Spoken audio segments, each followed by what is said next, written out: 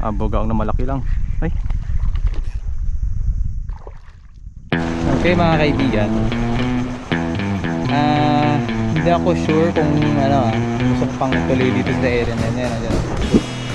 Inisip ko balikan na lang yan pero hindi ultralight ang gamit, medium heavy yung pang popping natin. Sure ako may GT yan dyan na naliligaw-ligaw, hindi lang niya mapansin yung lure natin kasi nga maliit. At hindi naman ito na-expect na ganyan ang daming halaman, parang daming sabit-sabit. So dapat dito top water lure, parang dito sasabit. Ngayon honestly nag-enjoy ako sa mga bugaong, mas natuwa pa ako sa kanila. Although nakakuha naman tayo ng ibang isda, lapu-lapu, pero kung enjoy lang bugaong, pwede na. Babalik nga ako doon kasi pahapon na rin yung ulan. Ayun, wala naman ako mapapakain sa mga kasama ko, pero ipapakita akong video. Iba umiinom na lang dun umiinom, matutulog, magawa So kung ganito pa rin, hindi pa rin naaayos yung kailangan naming punan bukas, uuwi muna siguro kami sa bayan. But for now, pabalik na tayo. Habang pabalik, maghahagis-hagis ako sa gilid, baka may maligaw. Pagkikipaglaro ko ulit sa mga bugaong. Ito.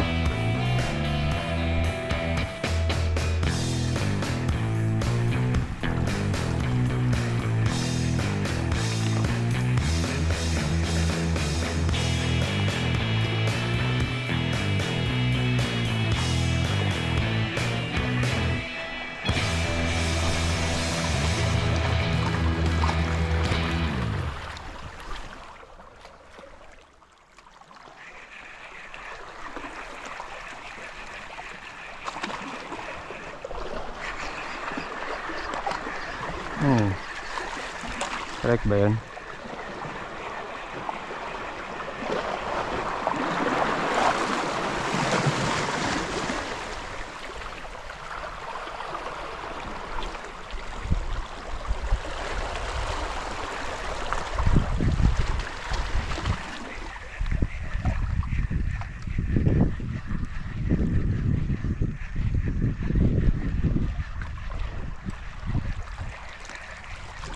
Mga kaibigan, laro tayo ulit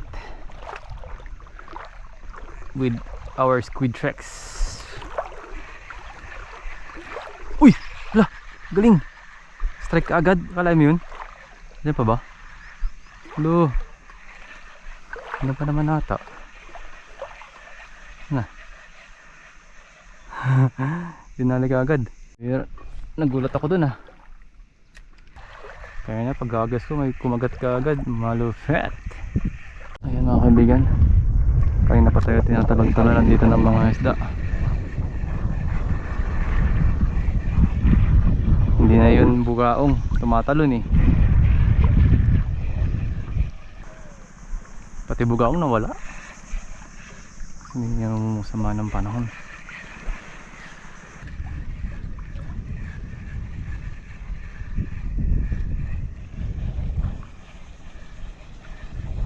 Yun,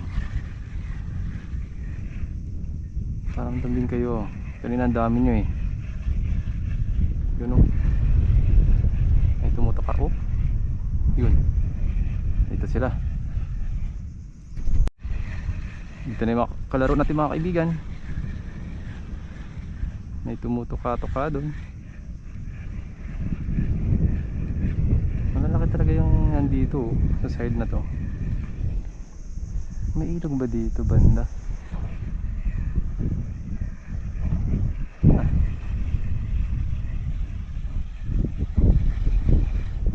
Grabe yung strike nila ano dyan banda? Yun! Wala! Talakitok na yun ano dyan banda? Yun! Wala! GT na yun! Kagat ka lang sa akin. So kailangan natin ng lure na nag-iingay, popper. Hindi ako sigurado kung ideal yan dito. Ayun, uy. Andun na oh. GT men, GT. Nakita ko yung likod. Ay, hindi naman GT na malaki pero juvenile siguro.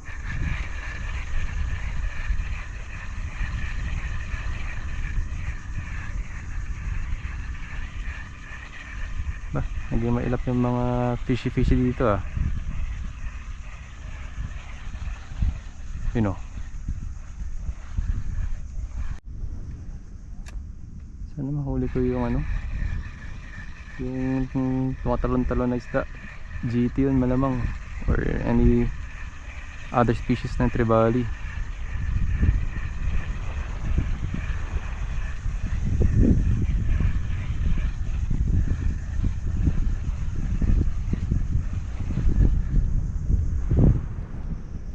Oh, on mga kaibigan. Sayang din nakuha yung strike. Mukhang ba rin ba to? Sana hindi na. Ay, laki. Laki itong bata. Ay, bugao pa rin. Ay, naku. Not bad, no? Huh?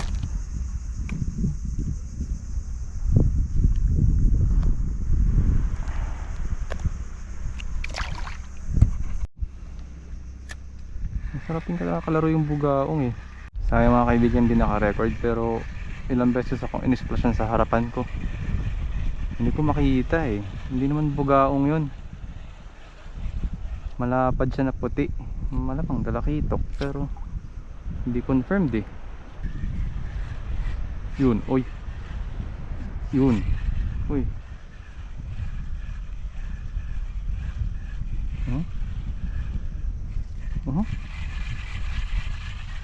Sayang. Daming tumutok-tuka eh. Alamang bugaong nga naman yan.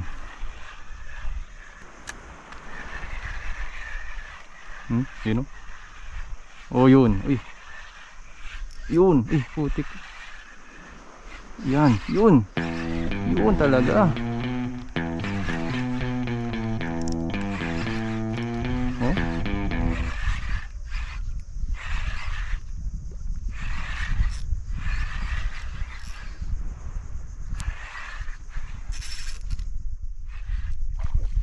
Bugaong na malaki lang. Ay.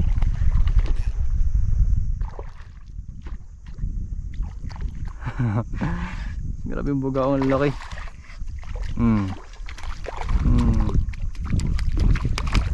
Oh. Ano itong bugaong boy? Pwede lang pang iyo eh.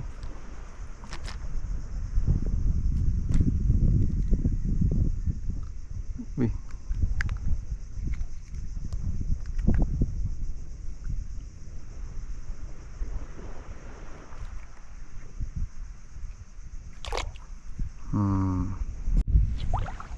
Dito lang masaya na eh.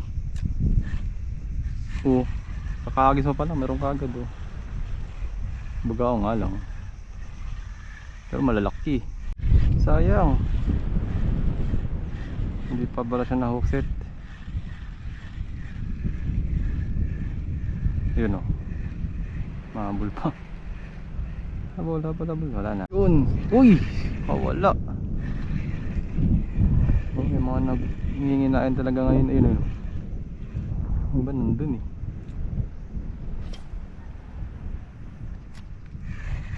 Hello, try. Yun. Mayroon talaga boy. Uy, nawala na naman. Yun. Nawala na naman.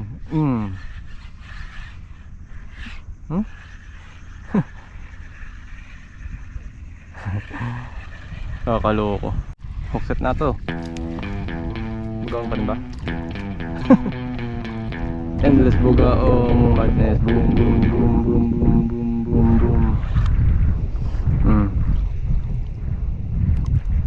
Grabe bugaong dito, ang dami. Pakapakawalan natin itong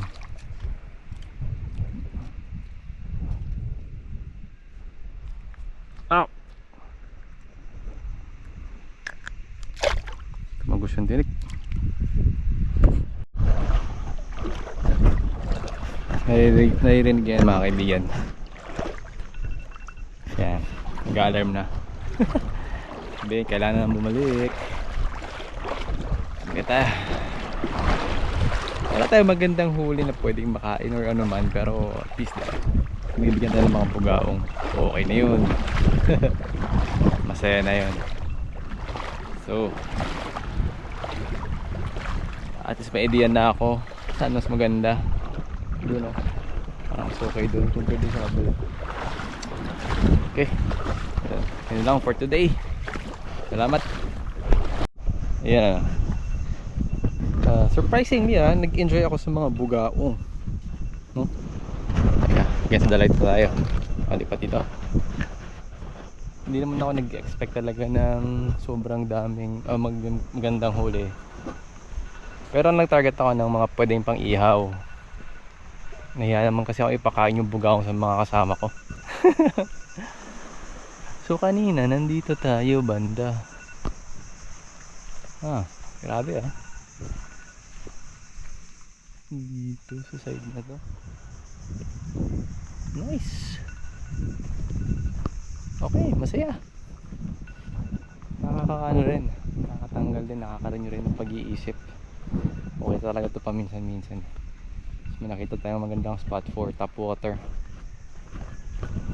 Hindi natin nasubukan kasi wala akong top water lure na dala. Mukhang kailangan kong bumili ulit ng mga micro poppers. Bagay yun dun eh. Actually kahit dito pwede.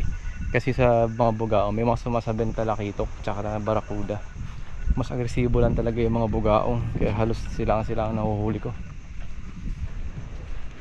But anyway, so far so good mga kaibigan. At papahinga saglit. Sige tayo.